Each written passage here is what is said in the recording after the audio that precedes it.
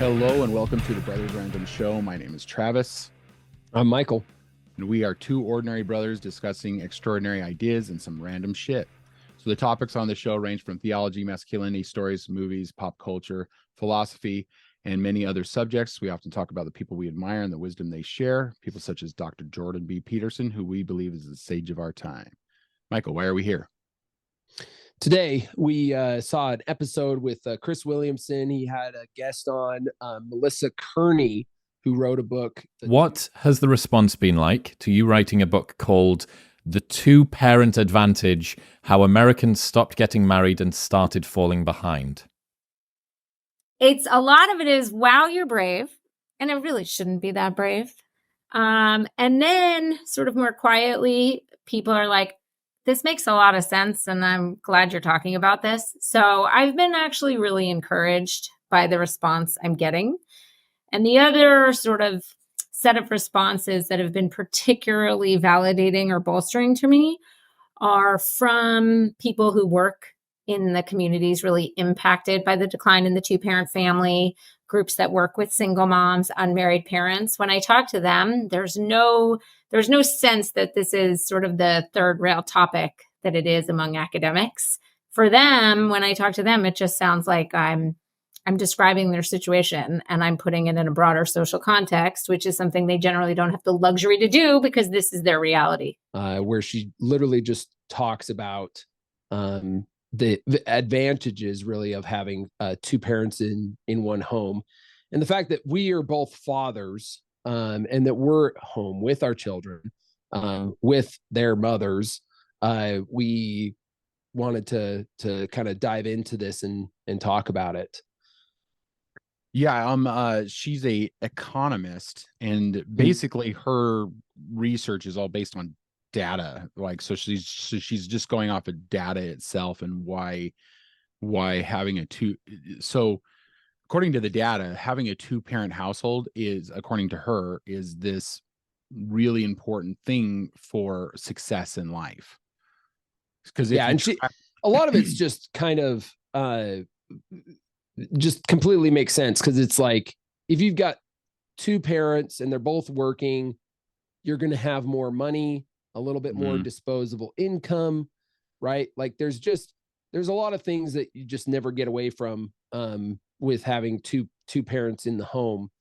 And in the thing is it was really fun in this interview to be able to kind of see them. She'll take the data and she'll talk about just straight data points, but every once in a while, Chris will kind of get her to like bro science this, like just give me your take. Right. And it was kind of fun to just hear her like, I love that my research is very data driven, but when I look at all of the things that are going on, it seems like this is happening. Right. Yeah. And so it's kind of fun to see her kind of break away from that data just a little bit to kind of get what her gut feeling is on about some of these things. Yeah. But the stats are staggering. Yeah. And and I wish that we could see stats that are like single parent households that are female versus single parent households that are male.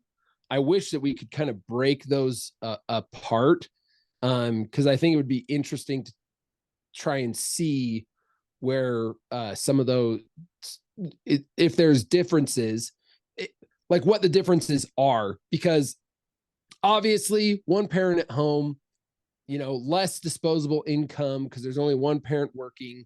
Well, and she breaks et cetera. She breaks it down to the economical advantages, like, because she's an economist, right? So that's what she's mostly concerned about. So she kept saying, with two parents in the household, if a child needs help with homework and the other parent's working, this is an advantage because one parent can take the homework and help the child with the homework, and the other parent is still working or something along those lines. She also talks about in a single parent household, the parent is trying to do both of those two things, and one of those two things is lacking. Either the income's lacking and the parent is not helping with homework. So one of those two things is lacking in the household. Yeah. You got some stats that you're gonna read, right? Yeah. Let's get right into that. So these are just across the board. So 63% of youth suicides are from fatherless homes. 90% of all homeless and runaway children are from fatherless homes. 85% of all children who show behavioral disorders come from fatherless homes. 80% of rapists are from fatherless homes, right? Right? That's staggering. 80%. That's 80%. Whoa. Yeah. So could you imagine if we were able to fix the fatherless home thing issue? Yeah, right? Yeah. Like bringing that down, even if you just brought that down to freaking 20%. Well, and she kind of blames the 60s for this, right? Because this is when marriage wasn't important. It became, it used to be taboo to have a child with somebody and not be married to them. And after the 60s, it wasn't a taboo anymore. It just became this thing, you guys hook up, somebody has a pregnancy, somebody, go, and then you're basically off to the races. And we're now the children of the 60s are now having children. So basically the parents, the people who grew up in the 60s are now all grandparents, and it's their generation that's failing. It's the grandchildren of the 60s. I thought it was super fascinating because he talked about, and Chris is really into the idea and the kind of social psychology behind the advent of the pill, right? When pregnancy was brought down by unwanted pregnancies were kind of brought down by the pill. Mm-hmm. It is a sexual revolution, really. Yeah, it's sexual revolution, right? Well, one of the things he mentioned, and I thought this was fascinating, is because it used to be that if a guy got a girl pregnant, it wasn't her problem, it was our problem. Yeah. Right. Mm-hmm. So the shotgun wedding kind of, brothers and fathers shotgun wedding thing, kind of, you bring out the pill and it becomes more of a her pregnancy problem. is your, if it made, and he mentions it made pregnancy less of a shoot, what was his words, but it was basically made pregnancy less of an inconvenience of ourselves and more of a choice for the girl. Yeah. Right. Yeah. And that would be the same with abortion's more prevalent now. So Roe versus Wade was the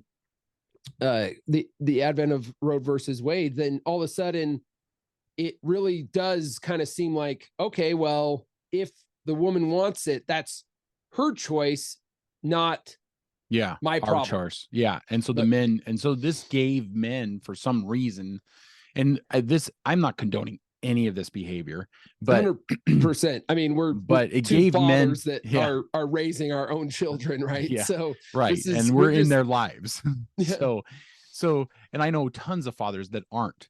Like it's staggering. It's staggering how many men I know that have baby mamas, have a child that they don't talk to, and they try to talk to now that they're older and they've kind of matured, and they're like, well, I should have done this, and so now they're trying. Maybe I should be part of this child's life. They're trying to correct this thing, this horrible thing that they've done.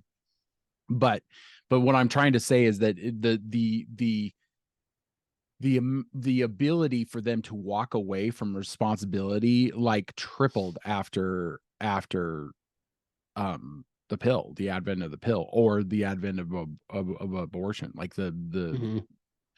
so if it's all falling onto the woman, the man's like, I didn't do nothing, I'm out. And that's not good for society. And we are experiencing an entire, well, it's not an entire generation, it's probably 2 or 3 generations of people who don't have dads in their lives because the responsibility isn't on the dad anymore. The dad isn't stepping up. He's just like, oh, you're gonna have it, I'm out.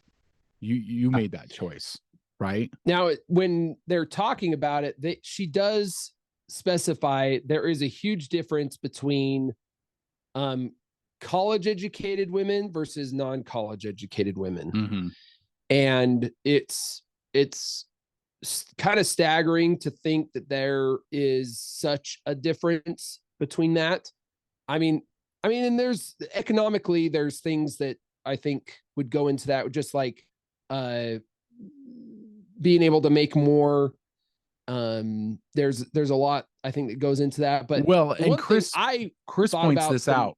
Now that you bring that up, I'll let you finish your thought first. Yeah.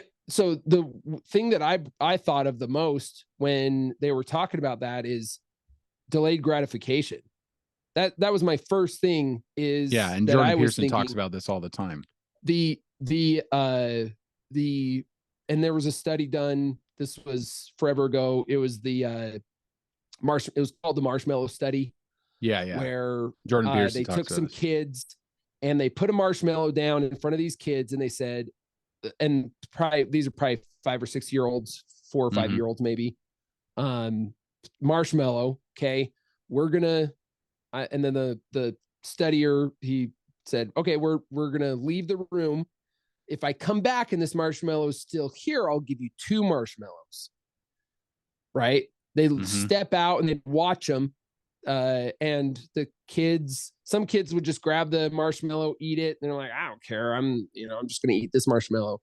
But some kids like delayed their gratification of eating the marshmallow so that they could get 2 marshmallows. Right. And they studied those kids, and those kids that delayed their gratification to get 2 marshmallows became successful, actually did way better in life than the kids that ones that just took the marshmallow. Now that was my first thought when they were talking about this because college education, college educated women were more likely to have children in married within being married. And she does specify a lot the difference between cohabitation and being married. And it seems for whatever reason, the cohabitation thing, having kids with cohabitation, it's staggering that those relationships tend to not work. Now you can argue, okay, a lot of marriages fail. Yeah. Okay. But not nearly to the extent of children being born in a cohabitation rather than children being born in a marriage. It's anyway, it's staggering. Well, and she points out that in the cohabitation scenario, the percentage is higher for them to break up than when before the kid's 5. Yeah, before the kid's 5, and it's even higher, but before the kid is like 14. So marriages still break up, but they don't break up at the extent of cohabitations. And it might be just. And if you think about it, it's so easy. It'd be. I mean, it's easier. Maybe for not. The guy, maybe a little bit more, but a marriage involves contracts, and you got to go to a lawyer, and so there's a lot of that's stopping the marriage breakup. There's nothing stopping a cohabitation breakup, other than just devotion, basically walking away. Yeah. And then, so my thought was, when they were talking about the college educated woman and versus the non-college educated woman, is also they touch on this idea that the college educated woman is going to live a life of like a married, settled down, 2-income household raising their kids together, co-parenting, all that kind of stuff, and then write and do things that say it's okay to not have a two-parent household, and it's better that we don't. She mentions the Rob Henderson phrase, luxury beliefs. Yes. They talk a little bit about this. Yeah, they talk about this, and it's so interesting to hear other people talk about this, because you and I have been kind of talking about it for a while. But this is the luxury beliefs, is the idea that even though you live in a gated community, and then you can preach about defund the police. Yeah, it doesn't affect you. You're not affected by it going sideways. And then then you're this rich white person who's living in a upscale gated community. You've got security and all that kind of stuff.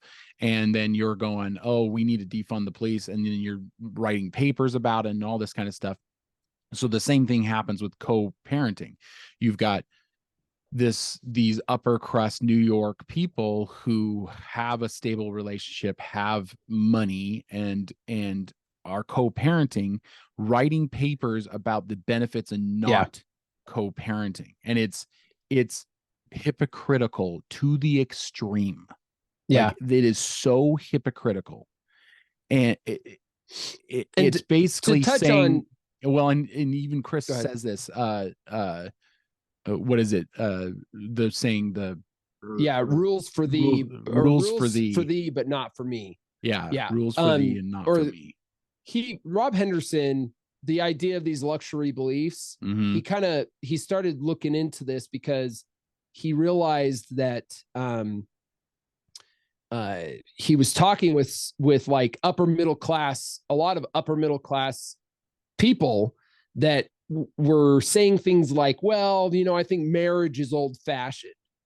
Right. Yeah. But then they were married. But then he would like dig in. Well, I want to be married, but as a societal thing, I don't think it's necessary.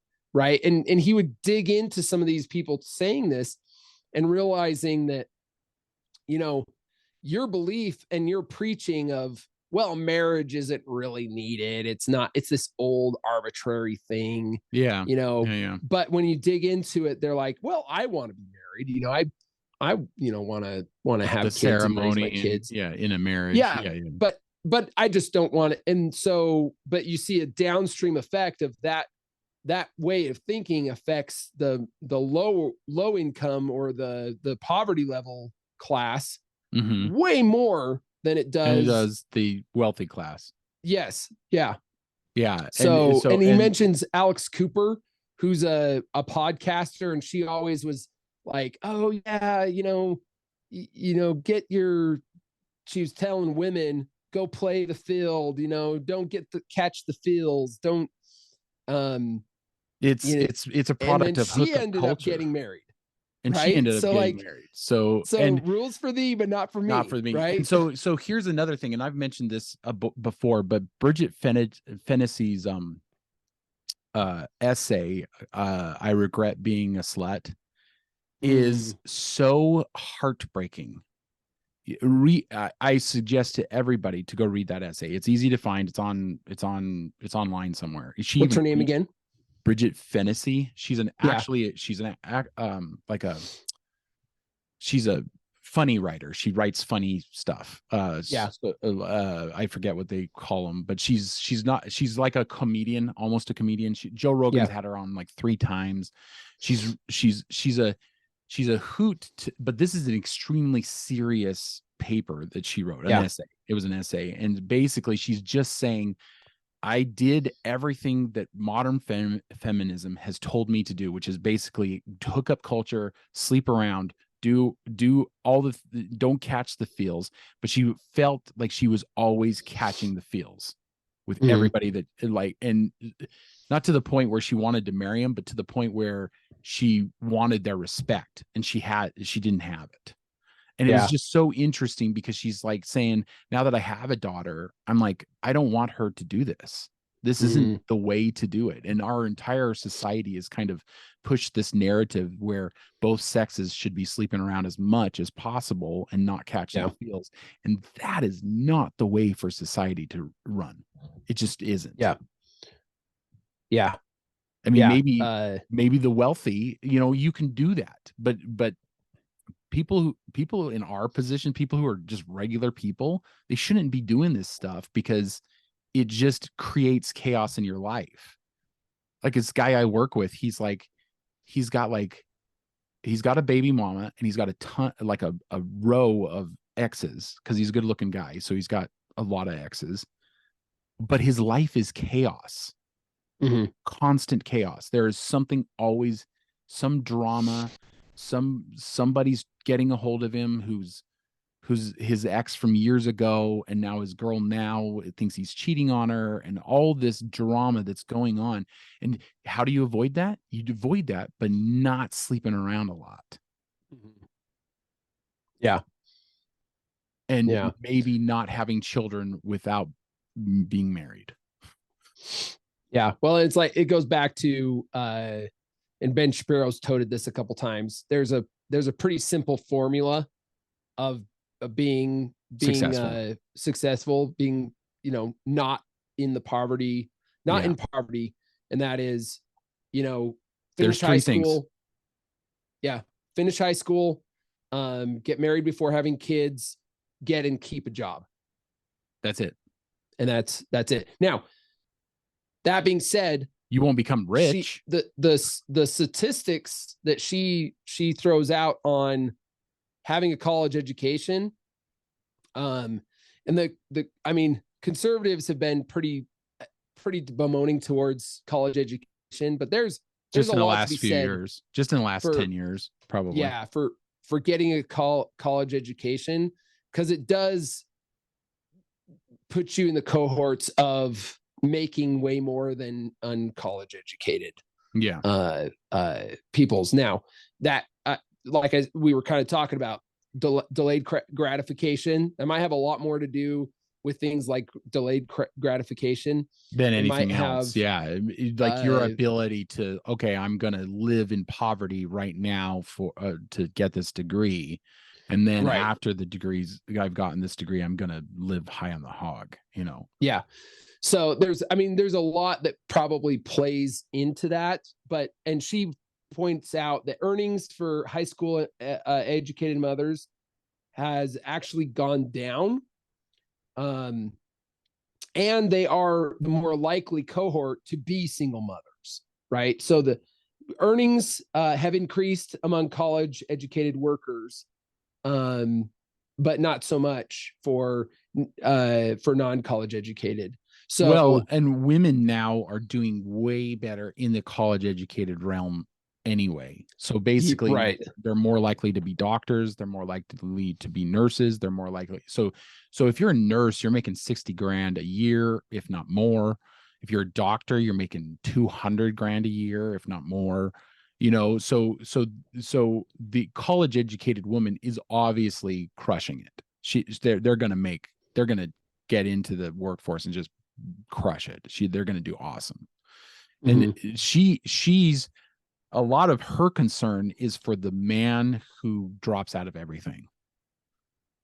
It drops out of school, drops out of marriage, drops out of life. Like they touch on this because this is a common now among men, is that they're dropping out of high school at alarming rates. They're not going to secondary education. They're going to the what do you call it? Labor. And she touches on that a little bit because a lot of the factory jobs that were really, you know, good jobs that you could, that didn't require an high education. school educated, that didn't need a college education, they're gone. High school educated men could get and then support a family. A lot of those have gone away. Yeah. That's just, and a woman's not going to marry a dude who's going from one job to another job to another job to another job. They don't like that instability. So if she's not going to get married, if they're not going to cohabitate, if they're not going to, so this is where the failings. Essentially it comes cohabitation down to, I think, is a huge part of it. I think cohabitation is probably a huge part of it, because like she said, cohabitation, the just most of the time, it's way more that cohabitation is not working out. And a lot of these single mothers that are in the kind of poverty level that are trying to raise these kids on their own are many of them never were married. So this isn't even taking into account a lot of divorcees, but just unmarried, never married. Well, and you would imagine, so imagine this. You've got two people. The man is between jobs. The woman's got a steady, low-paying job. All right. So they decide, okay, we're going to move in together. They move in together. They have a kid. The man doesn't like the woman's changes, isn't willing to, isn't tied down, doesn't care. So he leaves this situation and she has the baby. Now she's stuck raising the baby on a very low income. And he's still between jobs. He's still jumping from job to job to job. So neither one of them have a good life. Yeah. So he's not going to probably child support. He's probably not going to visit. He's probably not going to have a lot of child support. He's not going to visit. So this kid's already at a disadvantage. And this is what this book is about, is that kid isn't going to go to a high-end school. That kid is probably going to get into fights. That kid is probably going to get into expulsions from school. That kid's probably going to get into drugs. Yeah, and she talks a little bit about that, of like the idea that it's not to say that girls don't suffer when from a single parent household. It's that boys tend to, when a boy is suffering, they tend to lash out outwardly. She had a name for it. It's basically that inward anger versus outward anger, something along those lines, where a boy is more likely to lash out and make his anger kind of outward. Everybody's problem, where a girl is making her anger just her problem. It's just, and she internalizes it and probably, just goes silent or whatever the case may be. So the way that girls versus boys, that's why most say school shooters are men or boys. I mean, school shooter or mass shooters, everything from getting into fights and getting expelled. Mostly deals with men. Now there's this small exceptions. There's always this exceptions. We're speaking in generalities. Yeah. And did you have more on that? Yeah, I'll just keep going down this a little bit. 71% of high school dropouts come from fatherless homes. 71%. This is kind of interesting. Children with fathers who are involved are 70% less likely to drop out of school.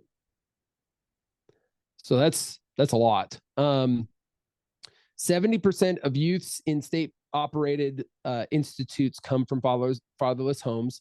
That's probably the stat that Chris mentions, because he asks her how much of prison population is from fatherless homes. And she didn't have the stats right on hand, but she, it's a lot. And he said he thought 70%. So for male prisons, it's super high for female prisons.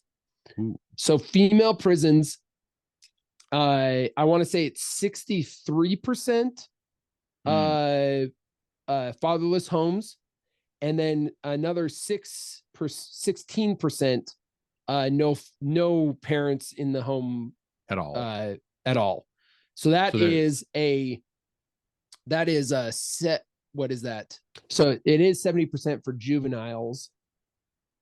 But 70, so say that again. It's 70%. It is 70% for juveniles, penitent or juvenile operated institutions. if you take, but I think if you take male penitentiaries and female penitentiaries, because the female penitentiaries are that those numbers are so much higher, and then you take male penitentiaries and put them together, it is pretty close to 70%.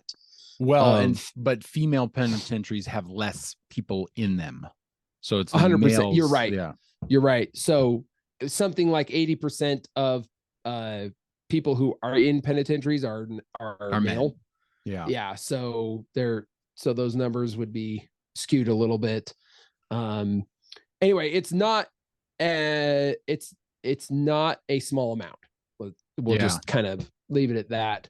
But so, and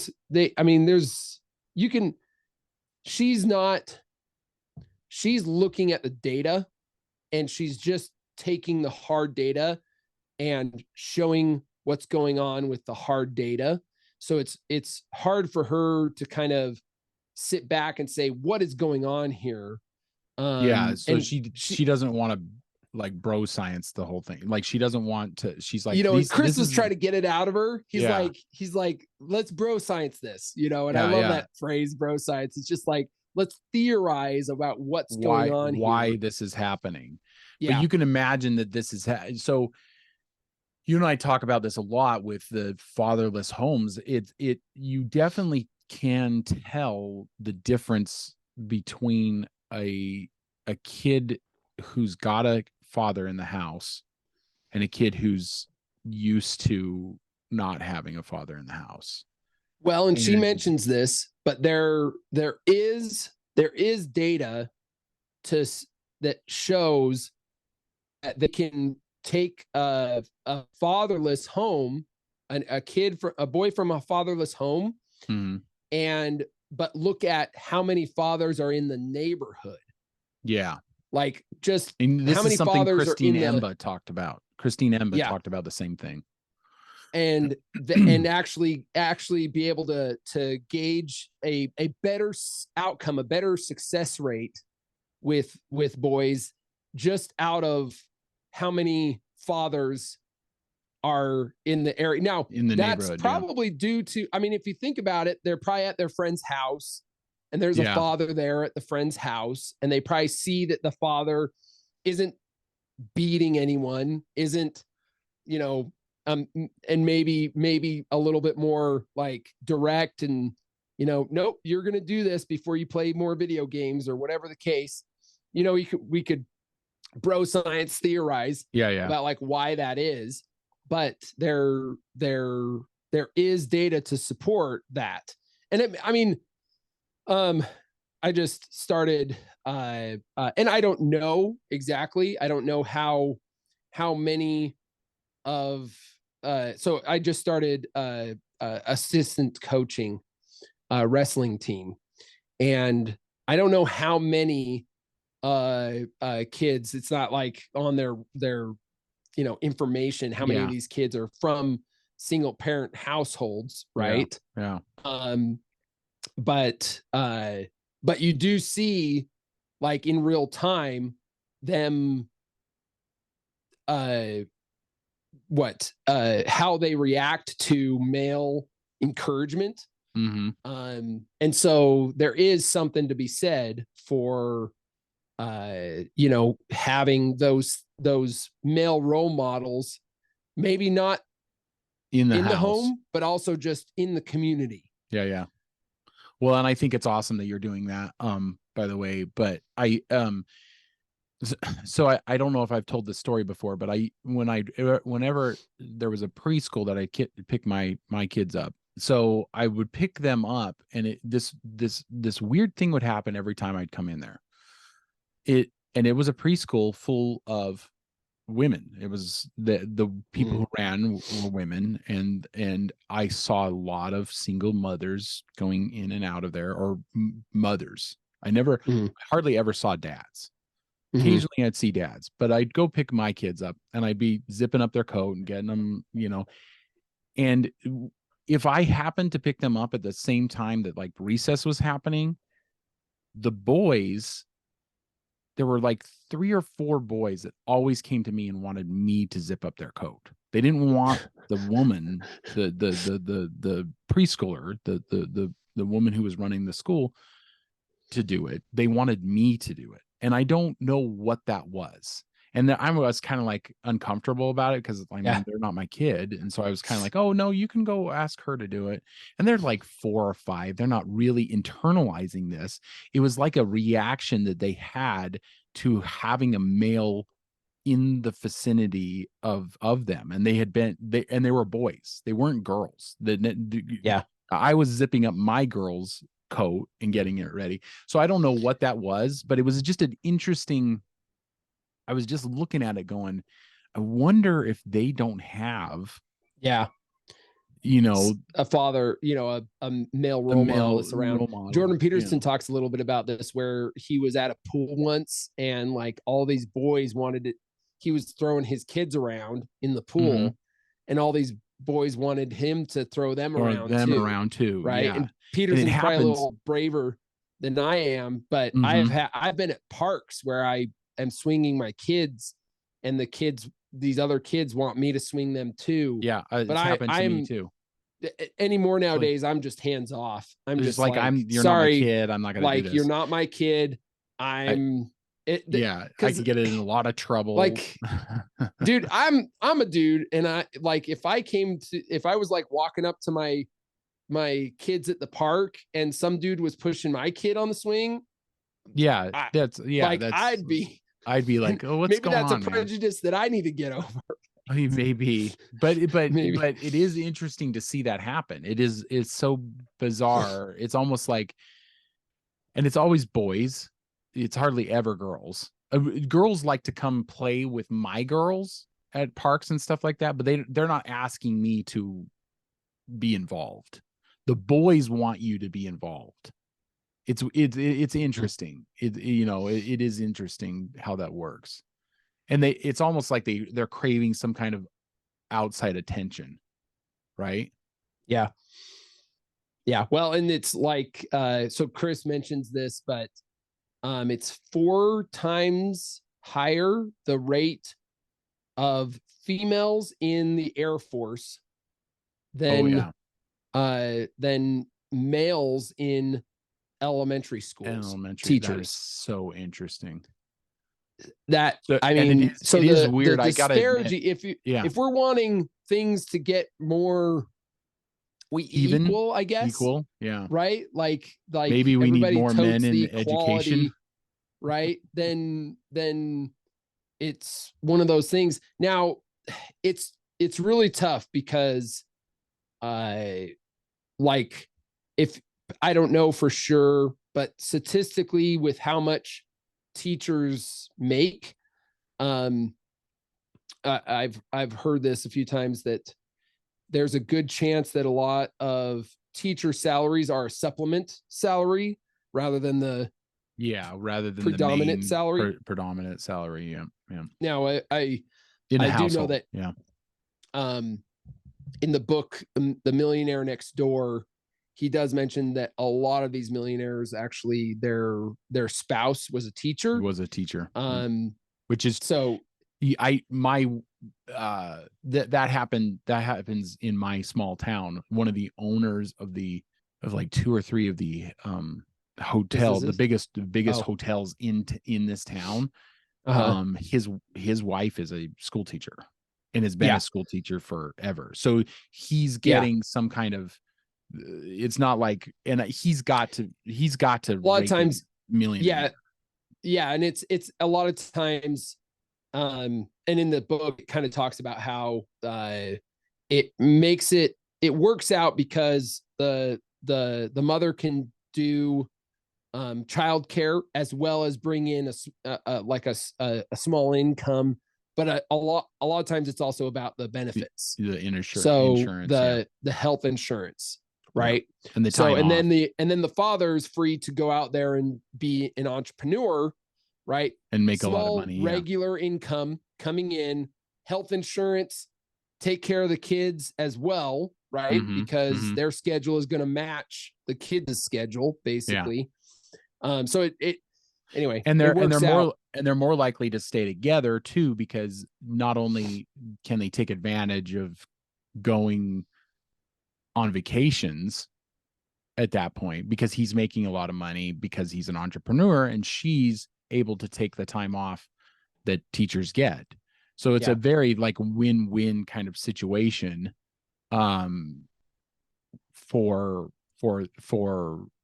somebody who does that. And that is a good point. So, but the thing is that it is such a rare thing to see a male teacher. Like you come on to the campus or whatever, you see a lot of female teachers, and then there's one dude out of maybe 17 teachers or something like that. It's so is a rare thing. And what they're saying is like combat pilots there's more women combat pilots than there are men teachers. Yeah. Which it means that there is a disparity there somewhere. Right. So we're, there's a lot of, we could bro science, we could theorize a lot about like why that is. Teachers don't make enough, right?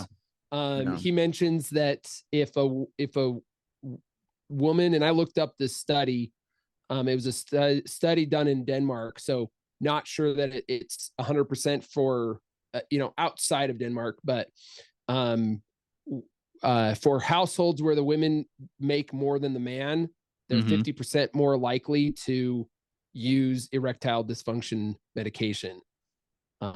So you could say that if the woman makes more than the man, that there's some kind of like the disingenuous view on that is that it's a hit to the guy's ego, and so the guy can't perform. I wonder how the divorce rate is societal. Is it a societal thing, or is it a evolutionary thing? Well, according to Chris Williamson, he thinks it's an evolutionary thing, because if you were back in the days of cavemen and everything, the man would have to go get a cohort of other men and go hunt down a mammoth, right? Where the woman, if she was pregnant, she's not going to be running after a mammoth. It's impossible. It's physically impossible. Not without killing the baby or something like that. And it's got to be the evolutionary, right? Because even if the men who are unable to perform after they've found, after their wives make more money than them, it's not like they're accepting of it, right? But maybe they're like mentally in their your subconscious mind, you think of yourself less than. Well, because another thing about men is like we find purpose in being useful. If we're not useful, then we don't have purpose. Yeah. And I'm not sure, which is exactly why they were kind of talking about this, because some of her pushback has been, well, why can't you just, why are you writing this book and not pushing, norms against the heteronormatives, right? Like let's as a society, we need to adopt a different view so that men can be stay-at-home dads, right? Like things like that. And Chris is just like, anybody who thinks that stay-at-home dads is going to become the norm has never read a social evolutionary book. So and he's just specifically, to his point, he's just like, we're not quite wired that way. And because it goes back to being a partnerships, right? It's like the woman's bringing in an income, the man's bringing in an income. You're both working really hard to make sure that your children are taken care of and cared for and loved. And so it's like this partnership. and it shouldn't be this, that it just in recent years, it's become this, he and she and not us. Right. It's like, do you get what I'm saying? Like the battle of the sexes, has doesn't do any of these things any favors, which is why she's talking about, like, she wants to bring this to light. She wants to talk about this. And it's funny because she mentions how much she'll get pushback when she's on some of these boards to like fix problems in societal problems. And she'll raise the question like, hey, well, we should probably talk about, like father programs. Father programs and what's happening in the home. And she'll get pushback where they're like, no, let's not touch that. Let's talk about what we can do for our schools. Let's talk about, like, it's like, well, no, if we don't fix. So it was, I think it was Winston Churchill that said the solution to society's ills are not in the electric chair. They're in the high chair. So that's what's so, he was basically saying we need to fix the children problem, not the criminal problem. And if we're really dedicated to fixing those problems, we'd be putting all of our resources into trying to keep a married home together and uncontentious. Because I mean, I'm not suggesting that a abused wife should stay with her husband. She should just get out. That's not what we're trying to get at. But if the situation is tolerable, maybe stay together long enough to just make sure those children have success or can get success. And they touch upon in this interview, they touch upon the birth gap as well. And you and I have talked at length about the birth gap, about women who were capable of having children and chose not to have children or couldn't because of circumstances. They didn't find her partner. They didn't find. To her point, married people have more kids than non-married people. And that's so and she's more or less kind of looking at a marriage deficit, right? Whereas or like a man in the household deficit, because that's really what it comes down to. If the man is not in the household, then the wife is constantly in a struggle session to raise a child. Right. And then that child becomes a criminal, and there's always the exceptions to those rules. I mean, there's always the exceptions to those rules. I mean, Barack Obama was raised by a single mother. So it's not like, it's not like you're not doomed to a life, but the data says 2-parent households, those kids succeed more often. And it's one of those things, like, these are statistics, right? And the thing about statistics are, just because there's 70% that are, gonna have problems, doesn't mean that there's not 30% who can still succeed, right? That you can't be part of the 30% that succeeds, right? That's just the way of statistics. But looking at statistics paints a picture that lets us know, okay, here's some things we need to pay attention to, right? And she even mentions that there's a lot of, when they are allocating resources to things to help with this kind of stuff, a lot of those resources will go to like foster care and to kind of the down the line of the problems, right? Rather than fixing like the source, or allocating money towards research, maybe like have therapy. Resources of So I've heard this before. A single mom will get a bigger tax break than two parent household.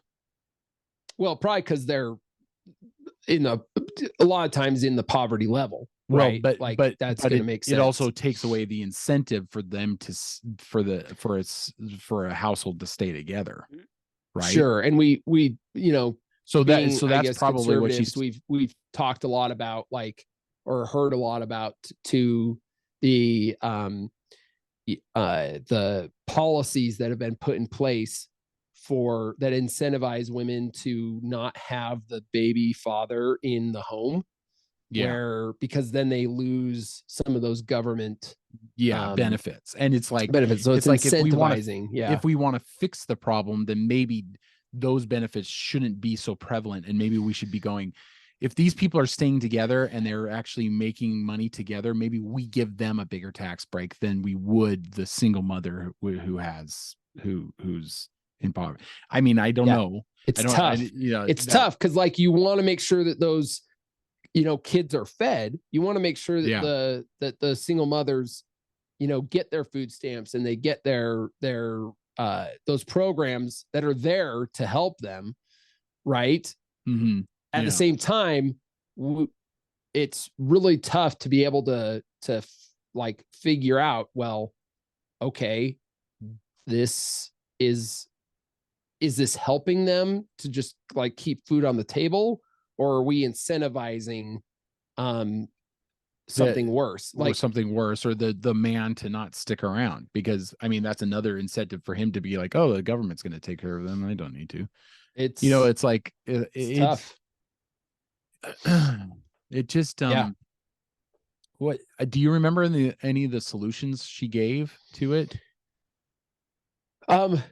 She was talking a little bit more on those solutions being this was when she was talking about the a lot of the money is getting allocated to down the line programs. Down the line things like foster care, things like that. And we need to go to the source. Yeah.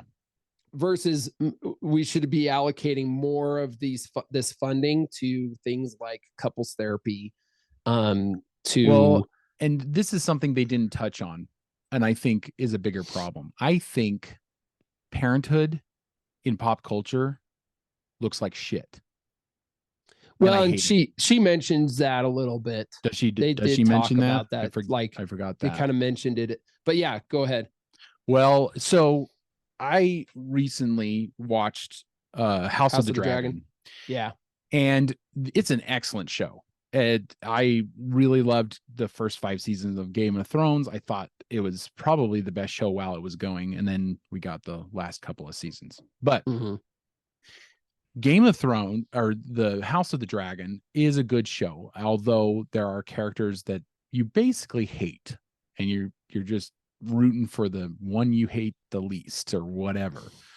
But what I found most off-putting is that every scene with a child in it is a horror show. They have a birth scene that looks like a horror movie, like it's bloody and it's gruesome. They have children. Every scene that they have children in, the children are crying or fighting, and it just looks like parenthood is this slog of shit. And I hate that about our society. And it's not the only show. There are tons of shows that do this. There are tons of movies that do this. There's like a TV show, I forget. It was on Netflix. I think it was called like Bad Moms or something like that. Yeah. Okay. Anyway, sorry. Well, anyway, every scene that this mother's in is talking about how much she hates being a mother. Like every single scene. It's like, and it's supposed to be a comedy. So it's like she's spilling stuff on herself and she's like trying to have a career and all this kind of stuff. And it's like you guys, Hollywood in general, I don't know what it is, but they hate children.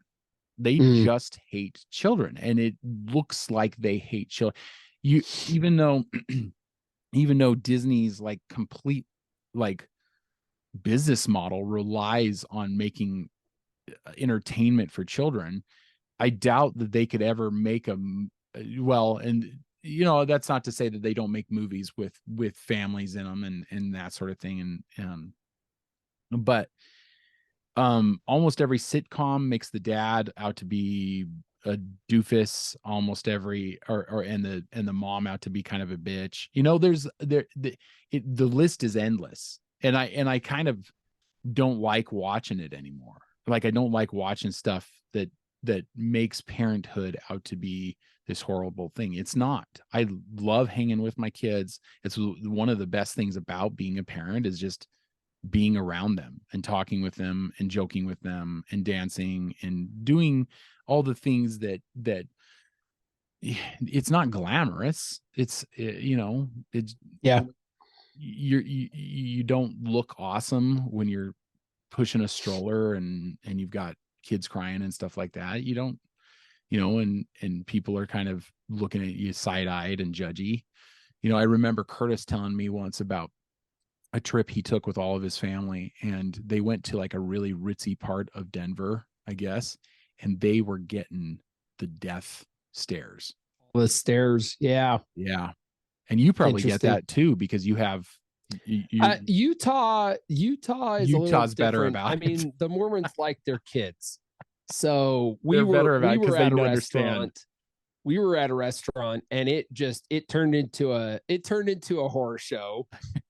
To your point, it kind of turned into this horror show. The kids were throwing food everywhere, and it just turned into this whole thing. And we went to leave, and I forgot something at our table, and we got the kids out and we got them into the car. The only place where we have full control. But I go back to get something at our table that I forgot. And like a guy just stopped me, this older gentleman there with his family. And he just stopped me, and he's just like, it gets much better, and just like totally cool. Just like letting us know, hey guys, we get it. Offended. It's all good. Yeah. Like, so, but I kind of noticed that a little bit, because I mean, nothing against Denver, but Denver is fur baby. Like it's like the fur baby central of the world. Fur baby central, there's all the liberals without their kids and stuff like that. So it's all the Californians that came from California that don't have children and don't want to have children. So it just seemed, I kind of felt that a little bit too. It was just kind of this weird thing where it just is like, anyway. And in Curtis, I just remember Curtis coming back and going, man, people were so judgy. I mean, we had 3 small children. We were walking around, the ritzier parts of Denver, because I mean, Curtis made a good living, so he could afford to do that kind of stuff. And so it was really interesting take on it. I've never actually done it myself, and every place I take my kids, it's pretty much not, a higher end, place, but society has not done a good job of making parenthood a good thing. And because pop culture kind of rules everything in our society, I think there's young people who are just like, I don't find anything about having children appealing. Yeah. And so they're not having children. It's funny, because at the end they talk a little bit to like, I'm not a conspiracy theorist.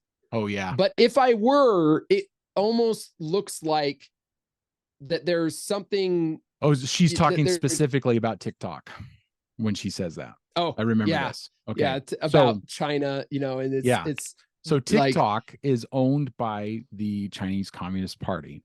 And if they ever get rid of that, they were talking about like making them.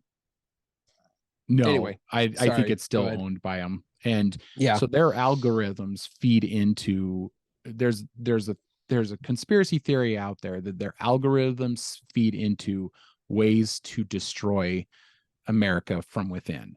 And it's basically like, you're more likely to get videos of people doing drugs. You're more likely to get people talking about not wanting to have children. You're more likely to get people to talk about promiscuous sex. You're more likely to get confused individuals that, don't know whether they're a boy or a girl, those kind of things. And TikTok is really bad for it. And she says in this interview, what's her name again? Melissa Kearney. Kearney. She says, if I was a conspiracy theorist, and she's like, I'm data driven. And she goes, but if I was a conspiracy theorist, I've seen so many TikTok videos about what was it? Free sex or freedom of, or not having children. Not having children. How great it is not to have children. Yeah. How great. There's more of those than there are of the people who are going, I love having children. I love my children. And the algorithm seems to be pushing the don't have children. And Chris Williamson's like, because China's kind of screwed when it comes to the children problem.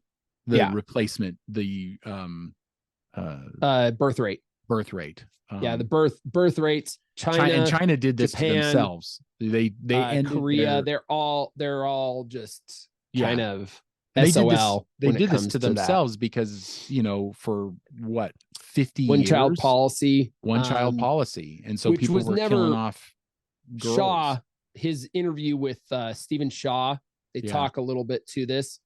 It was a one child policy, but there were a lot of people who were allowed more than one child, but it definitely had its effects on the culture. And now they're screwed because they have way more old men and old people than they have childbearing women. Because women, they were the ones that were aborted. It was girls that were killed and aborted. And so what I'm trying, so it's interesting that she says that, and she's like, so at this point, China's might be in an economic race with us, but they also are in a birth gap race with us because we're still producing, what is it, 1.5? No, I think we're less than that. We're not at replacement level. We're not at replacement for level. Sure. But that's the kind of what, to the point that we're talking about is that higher income countries across the board are not having children. All below replacement level. America, one of the good things America has going for it is that we are always one of the destinations for immigration. So we will probably be able to subsidize our baby problem, our replacement level birth rate with immigration. But a lot of countries, and this was Elon Musk, he's just like, well, where are you going to immigrate from? Because it's happening happening across the board. So but I still think, even though Mexico isn't at replacement level, and Mexico will actually probably start to try and incentivize people to not move to America, there will still be people who want to move to America. And so we'll still catch some of that. Canada, India, that's one of the big ones, because India is they're going down. Africa and India are they're going down. Their birth rate is going down, but they're still the highest birth rates right now, as of right now. So, and China's screwed themselves, and but I also found it interesting because they said the most successful people in the education system are also Chinese immigrants or children of Chinese immigrants, because they stay together. If it's the Chinese tend to stay together in a marriage, and then their children tend to. She mentions that lower income, non-college educated mothers are more likely to be single parent households, but not among that statistic Asians. Doesn't work among Asians. Yeah, because they tend to stay together, and they also and tend to that push goes back education. to a cultural thing. Like it's back to a cultural thing. And this is, I mean, this goes back to a lot of things that I think attribute to this, right? You have a mass exodus out of churches, right? Yes. You have a mass a lot of people not going to church anymore. They say they're spiritual, but they don't. Well, a secular pop culture. Secular pop culture that pushes like hookup culture. Hookup culture is a big problem. One of the things I loved what she said towards the end was because he asks her, like, how do we fix this? Right. Like, and she just said, social norms totally matter. Like, culturally, socially, like, we need to be able stop to making make parenthood normalcy, look horrible. You know, having kids, being married, being in a loving and committed relationship. Yeah. We need to make that okay again. We need to make that kind of a plus. And we're not suggesting that people like get into things that they don't want to be in, but there is a thing to be said for somebody who's been married for 50 years, and people who have raised children and those children become successes, and we should be lifting all that up more than we're lifting up the single parent chaotic life that all the things I get to do because I don't have kids and I'm not married and shackled down, and I get to travel, and I get my life is so cool. My life is so have cool, kids, and I go out every night, and I have sex with a different person every weekend, and it's like, okay, so that might be good in the short term. It goes back to the everybody's going after the one marshmallow, and nobody's going after the two. Nobody's waiting for the two marshmallow, right? Everybody in our society wants the one marshmallow now. So you're gonna ruin your future by having all this fun right now. Yeah. And I think a lot of people just aren't taking it into context. Jordan Peterson talks about this a lot. It's just like, what are you going to do in your 60s? You are most likely going to live to be 80 plus. And what are you going to do the last 70 or 30 to 20 years of your life? Like, Christmas is really going to suck. Yeah. If you aren't in if you don't have a family, a relation, a committed relationship, and, have kids that are going to, kids or grandkids that are, going to come home for the holidays. Like, I mean, okay, yeah, your education, sweet. Okay, yeah, your career. Oh, well, I just, I want to focus on my career and travel, right? Well, I mean, okay, yeah, go to Italy for Christmas and enjoy your tea alone. In Italy, on Christmas Eve. On Christmas Eve, it's like people don't. Biased. I'm biased because I have kids. Yeah, right? but most people don't. Most people don't die on their deathbed. Aren't going, I wish I'd worked more. Most people are going, I'm glad I have my family, or I wish I had more, better more time with my family. Yeah. Most of them actually wish that I'd been more time with my family. So yeah. I mean, that's any final thoughts on that? I don't know that we fixed it here, but I think you're right. Pop culture needs to get on board and be able to we need to make families look awesome again. That's what we need to do. Yeah. It shouldn't be this burden on everybody. We are on most social media. if you guys want to check us out, we are on Spotify and Apple Podcasts. Just look for the Sword in the Skull. Twitter at Brothers V Random, and email us at Brothers Random V. What's that? Oh yeah, it's not Twitter anymore. Shoot. X. Our X account, or I don't know. Anyway, I don't know what he was thinking there, but anyway, keep reading, keep listening, keep watching, learn more. Thanks, brother.